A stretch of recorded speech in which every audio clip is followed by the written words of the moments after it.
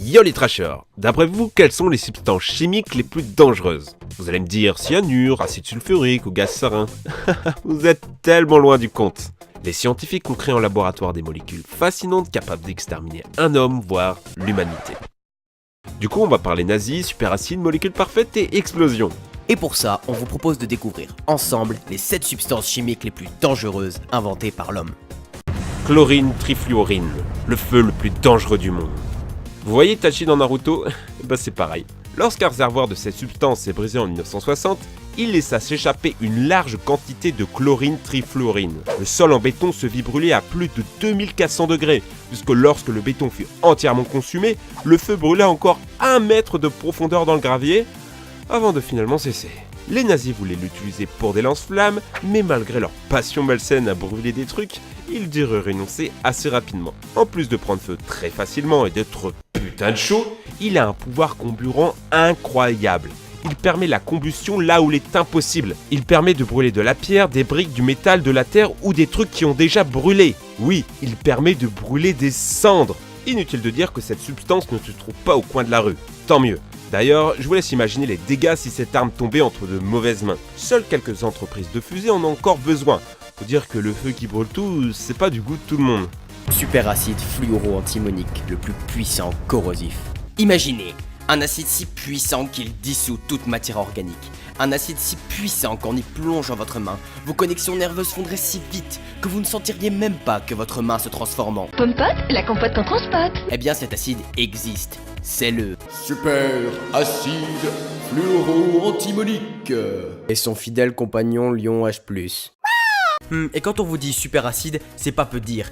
Près de 10 billiards, soit 10 000 millions de fois plus acide que l'acide sulfurique, dans lequel je vous conseille déjà pas de piquer une tête. Et vous voyez ce mec qui fait fondre des cuillères dans un autre superacide? Eh bien avec notre superacide fluoro-antimonique, ce serait impossible, puisque le métal, le bureau, le sol, ces petits gants en plastique trop choupinou-pinou-pinets, et même le verre, ce qui est normalement impossible pour un acide, tout partirait en mode alien. Le seul moyen de le contenir de manière sécurisée est de le mettre dans des conteneurs en téflon. Et puis c'est aussi ce qu'il y a dans les... dans les poêles à frire en fait. Mais si vous êtes aussi bizarre que moi, vous vous êtes déjà sûrement demandé comment fonctionne un acide. Eh bien c'est très simple. Dans le cas où il est mélangé avec de l'eau, c'est un donneur de protons. Il va donner son proton, ou ion H+, à une autre molécule environnante et va la déstructurer. Et si on finissait en beauté sur un chiffre? L'acidité d'un produit se mesure grâce à son pH, ou potentiel hydrogénique. Celui-ci, en théorie, va de 0 à 14. Plus on se rapproche de 0, plus le produit est acide. Et devinez un petit peu le pH de notre acide fluoro-antimonique. Si vous voulez savoir comment c'est possible, je vous renvoie à la définition d'un superacide. Diméthylcadmium, le plus puissant poison. Il a la particularité d'être la substance chimique la plus toxique au monde. Purement et simplement. Il se présente sous la forme d'un liquide huileux, incolore et très volatile. Vous en respirez même de loin et vous êtes infecté. Très bien absorbé par le corps, la molécule va tranquillou faire le tourisme dans tous tes organes en foutant des gros coups de latte au passage. Dans l'air, quelques milligrammes, 2 milligrammes suffisent pour vous mettre sérieusement en danger. Et si par miracle tu ne meurs pas, eh bien ça donne le cancer de ouf. Ça t'achève 2 fois, histoire d'être sûr que tu sois bien, mais genre bien mort. Le pire, c'est que c'est un vrai pot de colle. Impossible de l'éliminer. Si tu le laves avec de l'eau, ça explose. Si tu le frottes, ça brûle. Et même quand tu le laisses tranquille, ça se décompose et ça explose encore. Eric Krauss l'a fabriqué en 1917. Et pour vous dire à quel point le bonhomme est hardcore, il a fini par mourir de ses propres expériences chimiques. La difficulté de synthèse et de manipulation la rend inutilisable comme arme chimique. Ouf. Cependant, il a une utilisation moderne et une seule. Il sert à synthétiser certains types de nanocristaux. Azido-azide-azide, la plus instable des substances. L'azido-azide-azide est un explosif si instable qu'il explose en toutes circonstances. C'est le produit chimique le plus taré que le monde ait jamais porté. En gros, il a la caboche d'un mec de Daesh. En temps normal, l'azote avec l'azote peut former une triple liaison, comme ceci. Il est alors méga super stable. Mais ce n'est pas le cas de l'azido-azide-azide, qui a certes 14 atomes d'azote à l'intérieur, mais aucun en liaison triple. Toute l'énergie d'attache des atomes veut se libérer pour arriver à un état plus stable. Donc la molécule produit une réaction exothermique de grande ampleur, ce qu'on appelle plus communément une explosion. Oui encore, je sais, ça commence à faire beaucoup. En gros, on ne sait même pas à quel point c'est sensible, puisqu'il est impossible de faire la moindre mesure dessus. Même en mettant l'azido-azide dans un endroit sans lumière, bruit, choc, son ou mouvement, il a quand même réussi à exploser. Donc en gros, cette molécule ne sert à rien, en plus d'avoir un nom vraiment pourri.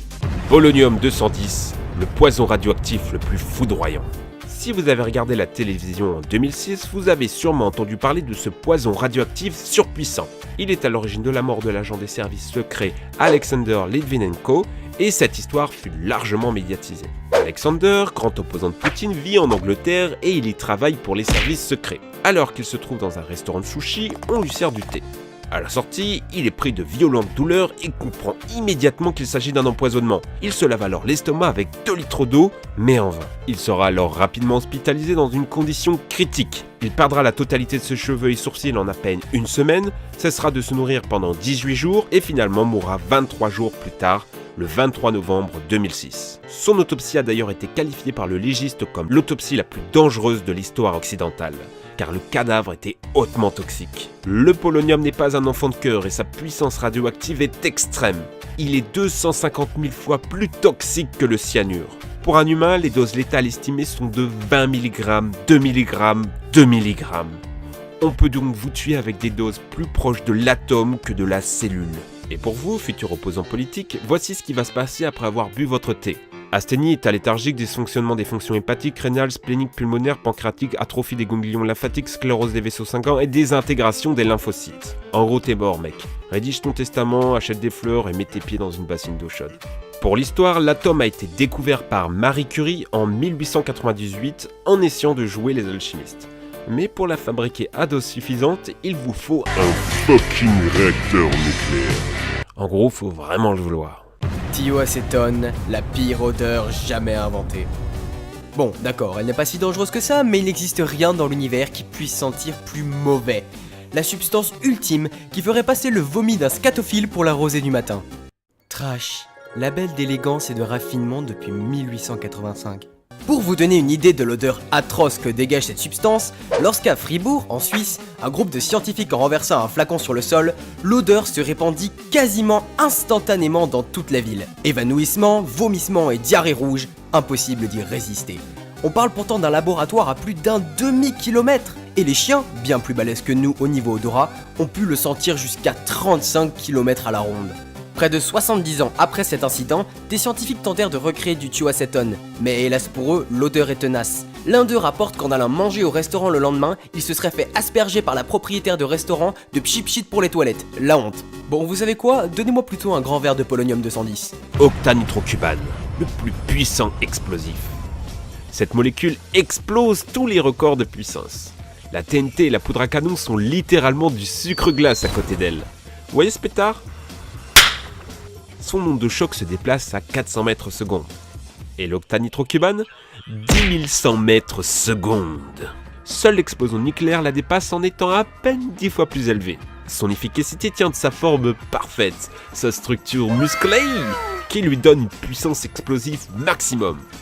On a donc un cube de carbone comme de la poudre à canon, et un groupe nitré de chaque bout comme la nitroglycérine. La plupart des explosifs sont en effet assemblés en anneaux, mais cette structure prend de la place inutilement, alors qu'en cube, c'est bien rangé et on peut en mettre beaucoup plus. Ikea. Par contre, elle n'est pas simple à faire la bougresse. Elle n'a été synthétisée que 40 ans après sa conception, et quelques grammes seulement. Par conséquent, c'est un explosif expérimental qui ne possède donc aucune application industrielle ou militaire. Enfin, on vous rassure, vous avez beaucoup plus de chances de mourir d'une explosion nucléaire.